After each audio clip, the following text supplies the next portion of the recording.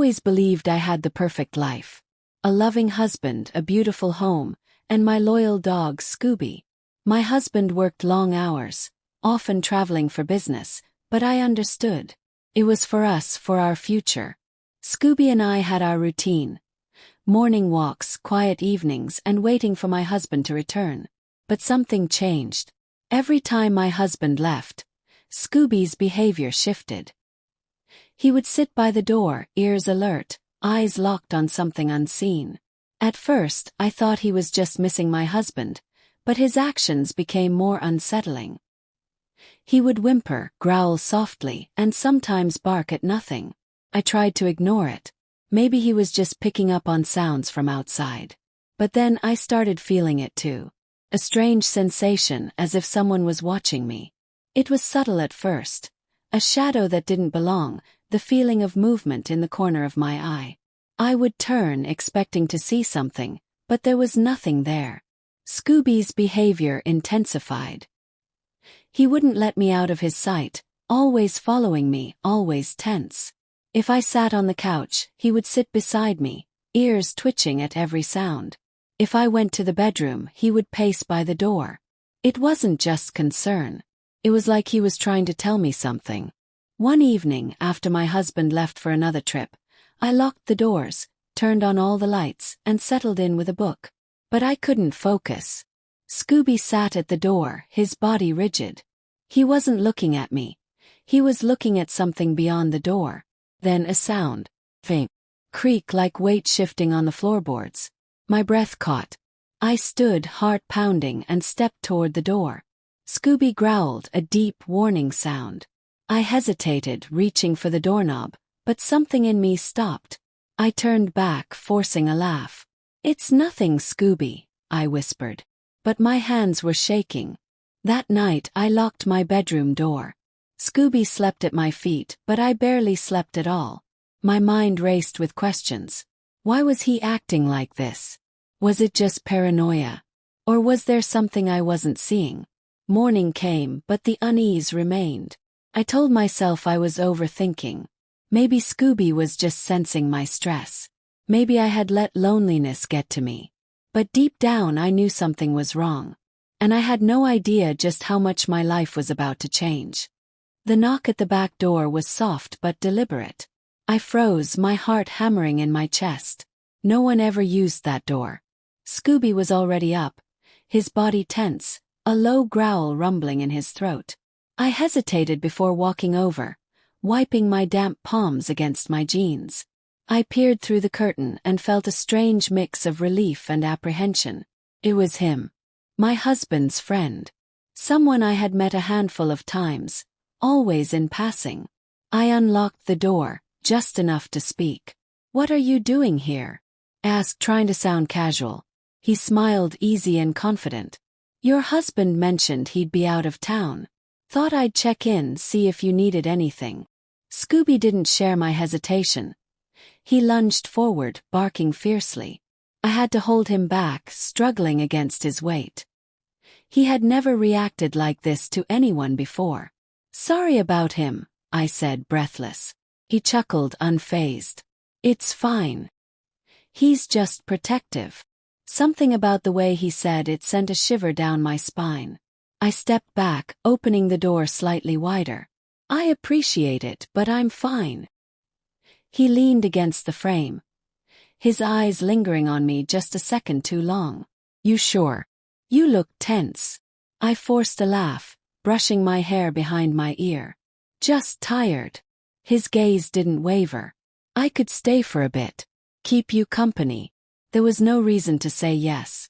And yet I did. I told myself it was harmless. Just a little conversation.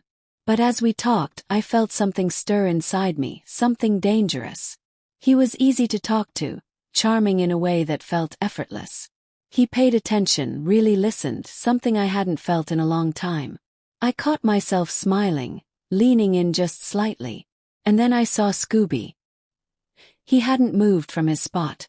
His eyes locked onto the man. His growl now a steady, quiet warning. I shifted uncomfortably. "I think I should."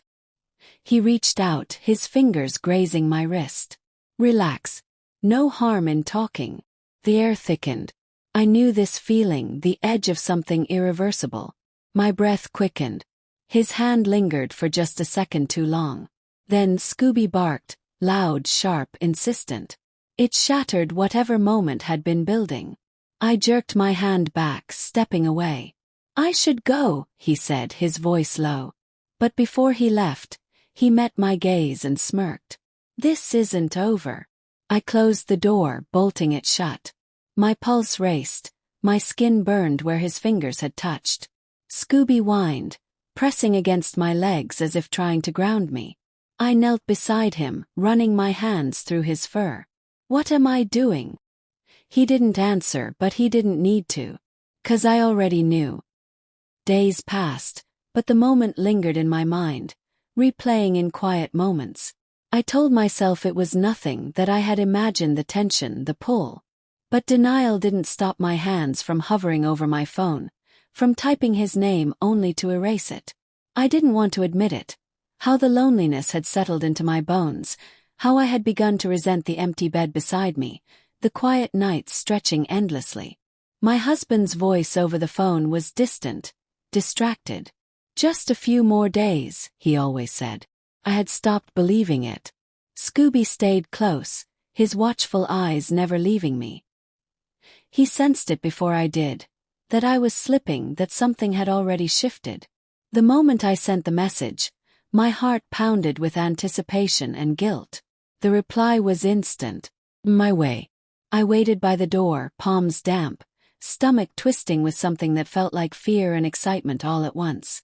When he arrived, Scooby reacted before I could, lunging at the door, barking with a desperation I had never heard before.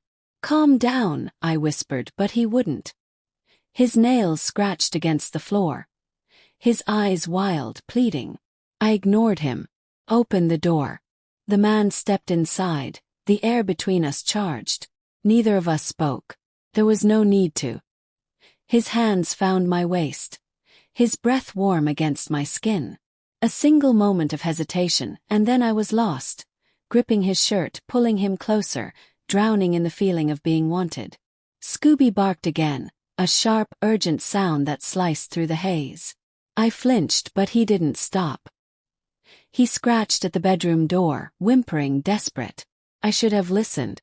The night unfolded in whispered confessions, in tangled sheets, in the kind of reckless passion that felt like an escape. But as the darkness faded and reality crept back in, the weight of what I had done settled over me like a suffocating fog. Beside me, the man slept peacefully, unaware of the storm raging inside me. I turned, and there was Scooby, sitting by the door, staring. He didn't move, didn't come to me. He just watched. His eyes filled with something I had never seen before. Disappointment. I reached out, but he pulled back. My heart clenched. "Scooby!"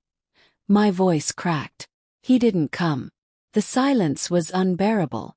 I curled up beneath the sheets, my body still warm from the betrayal, my mind already drowning in regret. I had crossed a line I couldn't erase. And deep down I knew. I had lost something far more important than I ever realized. The morning light felt different, colder. I moved carefully, my body still aching from the night before. The bed beside me was empty. He had left before I woke up. Maybe that was for the best. Scooby sat near the door, his back to me. He hadn't moved all night. He hadn't even tried to sleep beside me. I whispered his name, but he didn't turn. I reached out hesitantly, but the moment my fingers brushed his fur, he stood and walked away. The rejection stung more than it should have. I forced myself up, shaking off the weight pressing against my chest. I needed to act normal, clean up, erase any trace of what had happened. My husband would be home soon. That thought alone sent a wave of panic through me. I moved through the house quickly, straightening pillows, washing away fingerprints. But then something strange. Scooby stood in front of the closet, stiff and alert. A sick feeling curled in my stomach. I followed his gaze and slowly opened the door. Inside, hidden between coats, was a small blinking red light. I stopped breathing. My vision blurred, my pulse roared in my ears. I reached up with shaking hands, pulling down the tiny camera. This wasn't mine. The realization hit like a punch to the gut. My husband had been watching. He knew. He had seen everything. The front door opened. I turned slowly, my legs weak beneath me. My husband stood there, expression unreadable. His eyes met mine, and in them I saw everything: pain, anger, betrayal. Scooby ran to him immediately, pressing against his legs. My husband reached down, scratching behind his ears the way he used to do with me. The silence stretched unbearably. I opened my mouth, but no words came. He exhaled sharply, shaking his head. "I hope it was worth it." That was all he said. Then he grabbed Scooby's leash, clipped it on, and turned toward the door. Scooby followed without hesitation. No hesitation at all. The door shut behind them. I stood in the empty house, surrounded by the weight of what I had done. The sheets were still unmade. The air still smelled of him. And the only thing I had left was the sound of a leash clicking and footsteps fading away. I had lost them both.